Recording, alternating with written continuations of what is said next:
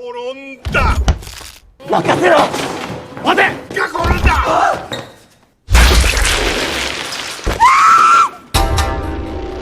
Film की शुरुआत शुन नामक एक लड़के से होती है।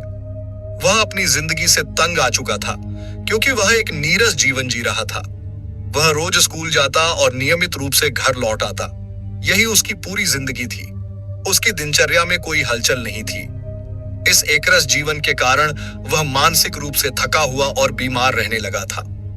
स्कूल से छुट्टी लेकर वह अक्सर घर पर वीडियो गेम खेलता, जो उसके आनंद का एकमात्र स्रोत था। लेकिन धीरे धीरे वह इससे भी ऊबने लगा। इस थकान और ऊब से परेशान होकर वह विधाता से प्रार्थना करता है, यह कैसी नीरस जिंदगी है। काश मेरी जिंदगी में खेलों जैसा रोमांच होता और मैं उसका आनंद ले पाता। अगले दिन जब शून अपने शिक्षक के साथ कक्षा में होता है, अचानक उसका सिर फट जाता है और उसमें से एक दारुमा गुड़िया निकलती है।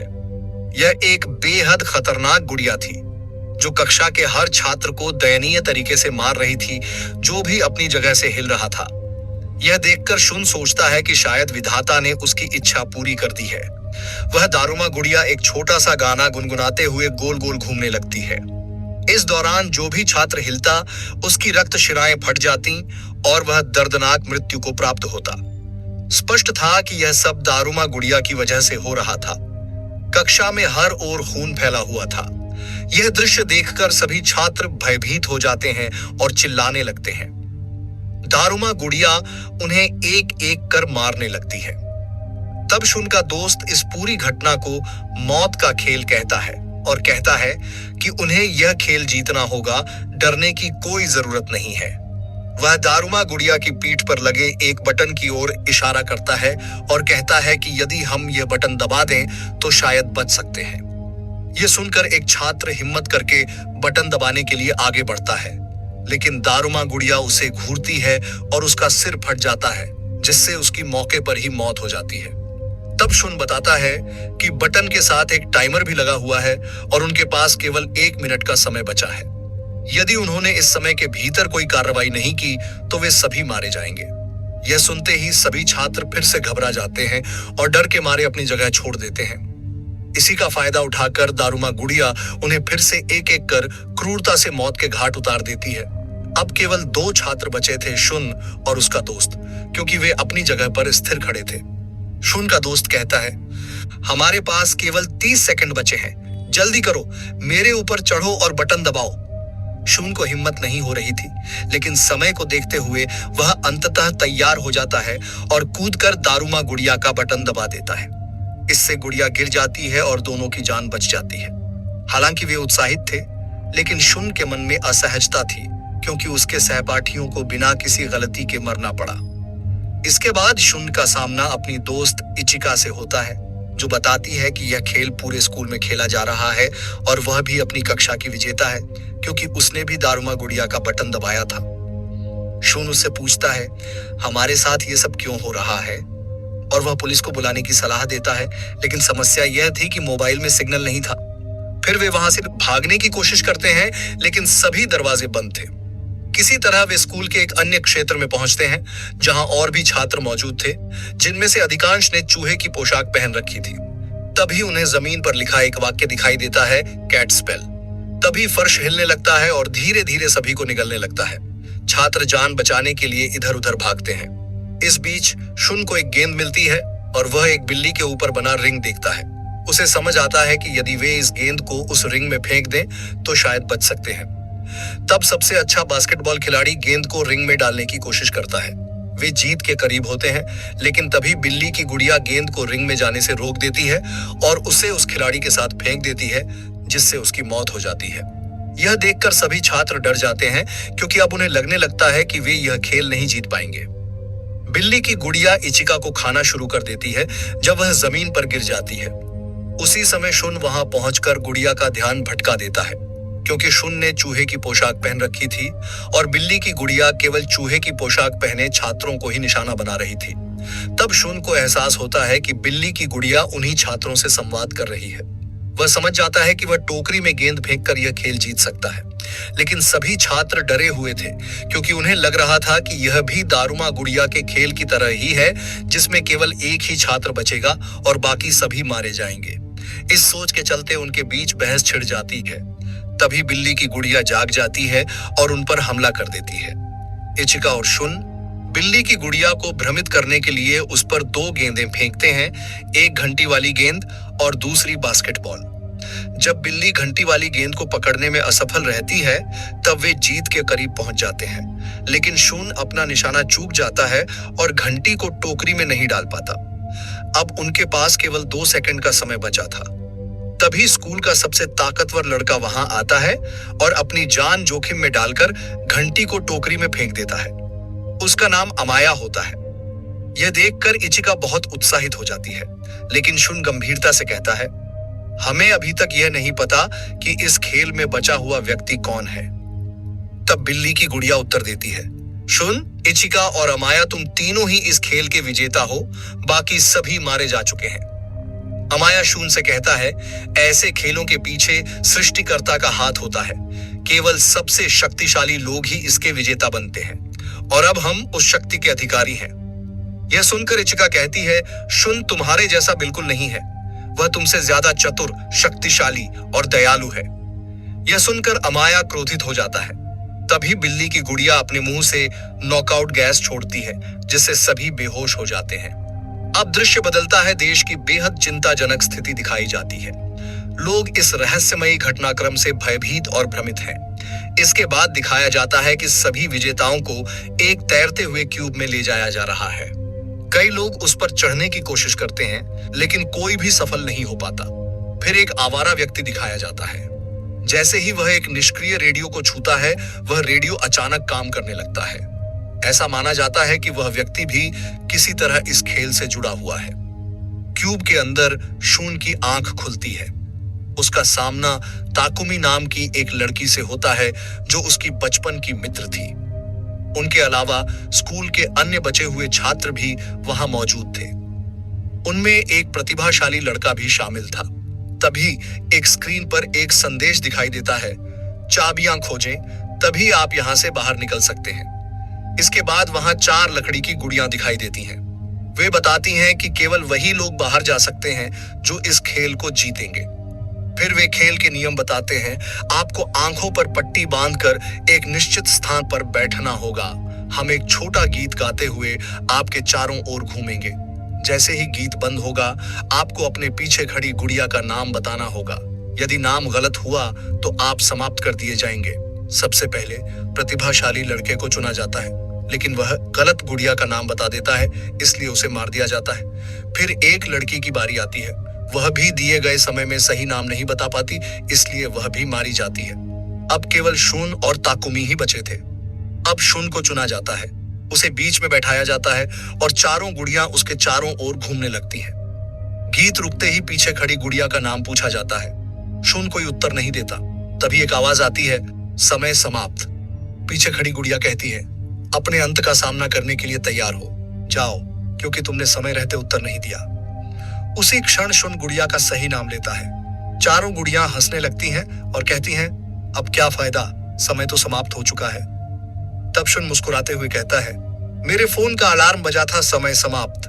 मैंने उस अलार्म की आवाज सुनी और तुरंत जवाब दिया। इस तरह शुन सही नाम बताकर खेल जीत जाता है। चारों लकड़ी की गुड़ियां फट जाती हैं। उत्तर कुंजी लेकर शुन और ताकुमी बाहर निकलते हैं। बाहर उनका सामना एक और लड़के से होता है जो उनसे आगे चल रहा था, और एक अजीब विशाल गुड़िया उसका पीछा कर रही थी। वह लड़का शुन और ताकुमी से कहता है, अपने हाथ मेरे हाथ में डालो और मेरे साथ चलो। नतीजतन वह गुड़िया उन्हें नुकसान नहीं पहुंचा पाती।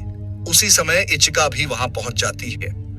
फिर वे दूसरे कमरे में जाते हैं, जहां उन्हें 2 और लड़के मिलते हैं। वे शुन से कहते हैं, इस दरवाजे को खोलने के लिए 7 चाबियों की आवश्यकता है, लेकिन हमारे पास केवल 4 ही हैं। उसी समय अमाया भी वहां आ जाता है और 3 चाबियां अपने पास रख लेता है। वह एक और लड़के का हाथ पकड़कर वहां तक पहुंचता है जो गुड़िया से बचकर उसके साथ आया था, लेकिन कमरे में पहुंचते ही वह अमाया उस लड़के को मार देता है। फिर वे दरवाजा खोलते हैं। तभी एक आवाज आती है, अपने कपड़े बदलो।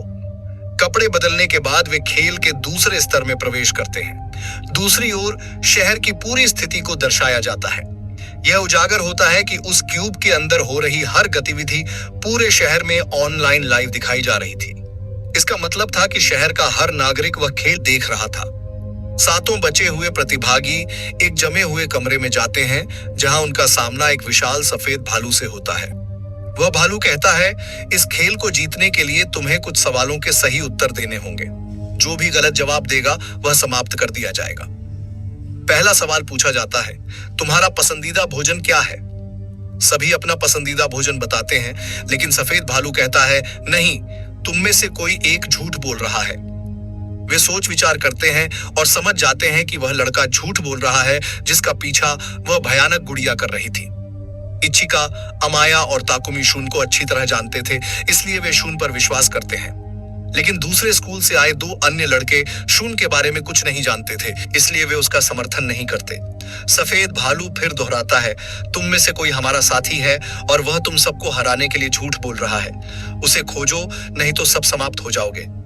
सबको शक होता है ताकुमी पर, क्योंकि वह शून के स्कूल की नहीं थी। शून कहता है, वह मेरी बचपन की दोस्त है, लेकिन बाकी उसे भरोसे लायक नहीं मानते। समय भी कम था, इसलिए वे ताकुमी का नाम लेते हैं। ताकुमी बार बार शून से कहती है, मैंने झूठ नहीं बोला, मैं तुम्हें बहुत पसंद करती हूँ। लेकिन कोई उसकी बात नहीं सुनता और सफेद भालू उसे बेरहमी से मार डालता है। उसके मरने के बाद सभी देखते हैं कि ताकुमी के शरीर से खून बह रहा है, जिसका अर्थ था कि वह एक इंसान थी, रोबोट नहीं। यह देखकर शून को समझ आ जाता है कि असली झूठा कौन है। वह सफेद भालू की ओर इशारा करते हुए कहता है, झूठ कोई और नहीं बल्कि तुम बोल रहे हो। तुम हम सबके बीच झगड़ा पैदा करना चाहते हो ताकि हम एक दूसरे के दुश्मन बन जाएं। तुम ही असली अपराधी हो। यह सुनते ही सफेद भालू काले रंग में बदल जाता है, जो इस बात का संकेत था कि उन्होंने यह चरण भी जीत लिया है। लेकिन शून को अफसोस होता है कि दो निर्दोष लोग इस खेल का शिकार बन गए। फिर आवाज आती है, शाबाश, तुम लोग इस स्तर तक पहुंच गए हो। अब उन्हें बताया जाता है कि अगला खेल केवल उन्हीं के बीच खेला जाएगा और उसमें कोई तीसरा नहीं होगा। नए खेल के नियम बताए जाते हैं। उनमें से एक शैतान होगा, बाकी चार को कहीं छिपना होगा। शैतान का काम होगा सभी को ढूंढकर डिब्बे को लात मारना, जिससे वह विजेता बनेगा और बाकी लोग मारे जाएंगे। यदि किसी ने शैतान से पहले डिब्बे को लात मार दी और वह शैतान द्वारा पकड़ा नहीं गया, तो वह अकेला मरेगा, लेकिन बाकी सभी की जान बच जाएगी। फिर लाठी द्वारा शैतान चुना जाता है और अमाया शैतान बनता है। खेल शुरू होता है। चारों छात्र छिप जाते हैं। अमाया उनमें से दो को जल्दी पकड़ लेता है और बहुत मारने के बाद उन्हें कैद कर लेता है। शून और इचिका भी एक जगह छिप जाते हैं, लेकिन अमाया वहां भी पहुंच जाता है। शून की जान बचाने के लिए इचिका सामने आ जाती है और अमाया उसे भी पकड़ लेता है। अमाया फिर शून से कहता है, मुझे तुम्हारी तलाशी लेने की जरूरत नहीं है, क्योंकि मैंने 3 लोगों को पकड़ लिया है। अब तुम चाहे जहां छिपे रहो, बाहर मत आओ, यही बेहतर होगा। लेकिन शून अब द्वंद्व में था। क्या मैं खुद को बचाऊं या दूसरों की जान बचाऊं? कि या तो वह खुद को कुर्बान करते हुए दूसरों की जान बचाए या खुद को बचाते हुए दूसरों को मरने के लिए छोड़ दे। तब इचिका कहती है, मैं जानती हूं शून कि तुम दयालु हो, लेकिन हमारी परवाह करने की कोई जरूरत नहीं है। और वह उससे विनती करते हुए कहती है, बाहर मत आओ। लेकिन कवच पहने होने के कारण वह उससे असहमत होते हुए बाहर आ जाता है। तब अमाया उससे पूछती है और अमाया भी वैसा ही करता है जैसे वह शून का हेलमेट उतारने में सफल हो जाता है। तब शून बताता है कि बख्तरबंद होने का उद्देश्य उसे हराना नहीं बल्कि उसे रोकना है, और बख्तरबंद शून पानी में कूद जाता है। अब शून अमाया से एक जंजीर से बंधा हुआ था, इसलिए वह भी उसके साथ घसीटा जाता है। लेकिन शून समझदारी से रक्षात्मक आवरण से बाहर आ जाता है, लेकिन वह बुरी तरह घायल हो जाता है। अमाया, जो एक जंजीर से बंधा हुआ था, अपनी पूरी ताकत का उपयोग करते हुए जंजीर तोड़ने में सफल हो जाता है और भाग जाता है। दूसरी तरफ शून भी भागता है ताकि वह उस डिब्बे को लात मार सके, और शून उन दोनों के बीच पहले डिब्बे को सफलतापूर्वक लात मारता है और वह खेल जीत जाता है। लेकिन सभी इसके बारे में चिंतित थे, क्योंकि शून को अब मरना है। डिब्बा फटा नहीं है और शून का जीवन सुरक्षित है। तभी गुड़िया वहां आकर सूचना देती है, उन्होंने कैन के फटने की बात झूठ कही थी। वे बस एक नेकदिल इंसान को परखने की कोशिश कर रहे थे, जो दूसरों की परवाह करता है और निस्वार्थ है, और वे सभी इस खेल के विजेता हैं। फिर पता चलता है कि पूरा शहर जश्न मना रहा है और वह गुड़िया उन्हें उत्सव के हिस्से के रूप में आइसक्रीम देती है। वे कहती हैं जीतने की खुशी में वे जश्न के बाद एक सामान्य जीवन जी सकते हैं और उनके साथ जो हुआ वह बस एक खेल था। विजेता होने के नाते सभी उत्साहित थे। आइसक्रीम खाते समय उन्होंने आइसक्रीम स्टिक पर लिखा हुआ देखा कौन विजेता है और कौन हारने वाला। तब उन्हें पता चला कि शून और अमाया विजेता है और ये गुड़िया यह भी बताती हैं वे लोग बच सकते हैं जिनके पास शक्ति के साथ साथ सौभाग्य भी है, और शून और अमाया के पास यह शक्ति थी और इचिका सहित शेष 3 मारे गए और उन्होंने आखिरी खेल का नाम भाग्य का खेल रखा जिसे उन दोनों ने जीत लिया। शून उदास है जबकि अमाया बहुत उत्साहित है। फिर उन्हें क्यूब से बाहर निकाला गया और लोग उन्हें किंवदंतियां कह रहे थे क्योंकि उन छात्रों में केवल वे ही विजेता थे। शून इस पर उत्साहित नहीं बल्कि क्रोधित हुआ और वह नास्तिक बन गया क्योंकि विधाता ने उससे सब कुछ छीन लिया। उसके दोस्त छीन लिए गए, उसके स्कूल के छात्र खत्म हो गए। लेकिन गुड़िया उससे कहती हैं इस विचार में तुम्हारी गलती है, विधाता मौजूद है। और यहाँ एक बड़ा रहस्य उजागर होता है। यह रहस्य यह है कि वही आवारा है जिसने खराब रेडियो की मरम्मत की थी। दरअसल वही सबका जिम्मेदार था, उसी ने सारा खेल रचा था और शून उसे गुस्से से घूरता रहता है और फिर फिल्म यहीं खत्म हो जाती है।